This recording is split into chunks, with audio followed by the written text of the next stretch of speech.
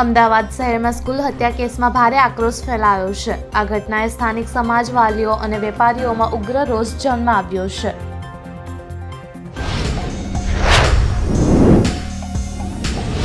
અમદાવાદના કાકડાપીઠ વિસ્તારમાં એક ચોંકાવનારી ઘટના સામે આવી છે, જ્યાં અંગત અદાવતને કારણે એક યુવકનું અપહરણ કરીને તેને મેઘાણીનગર ખાતે લઈ જઈ નિર્મમ હત્યા કરવામાં આવી હતી।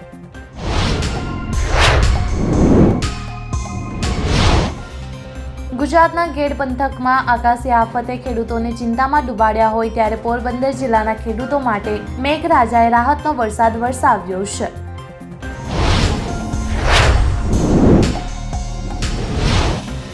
હૈદરાબાદની કુકલપલ્લી પોલીસે 10 વર્ષની બાળકી સહસ્ત્રા હત્યાનો કેસ ઉકેલી નાખ્યો છે। પોલીસે એક સગીર છોકરાને કસ્ટડીમાં લીધો છે।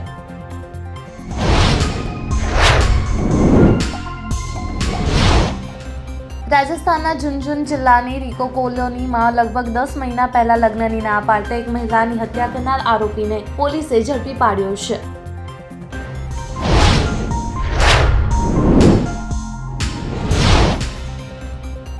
ટેરિફની તકરાર વચ્ચે અમેરિકાના પ્રમુખ ડોનાલ્ડ ટ્રમ્પે મોટો ફેસલો લીધો છે। ભારતમાં અમેરિકાના નવા રાજદૂતની ઘોષણા કરવામાં આવી છે।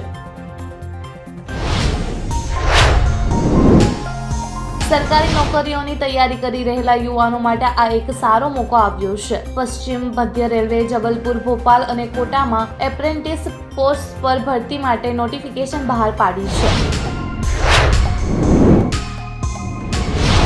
ટ્રમ્પની અવગણના કરતા પોવેલ મંતઝોકીને વ્યાજ દરોમાં જલ્દી કાપ મુકાઈ શકે તેવો સંકેત આપ્યો છે। પોવેલે આ પગલાંમાંથી રોજગારી બજારને રાહત મળવાની વાત સ્વીકારી હતી।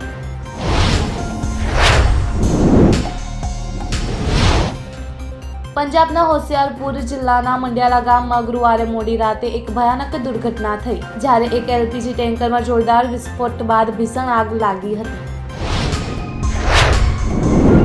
બિહારની રાજધાની પટનાના શાહજહાંપુરમાં પોલીસ સ્ટેશન વિસ્તારમાં અલ્ટ્રાટેક સિમેન્ટ ફેક્ટરી નજીક શનિવારે સવારે ટ્રક અને ટેમ્પો વચ્ચે થયેલી ભયાનક ટક્કરમાં 8 લોકોના ઘટના સ્થળે મૃત્યુ થયા છે।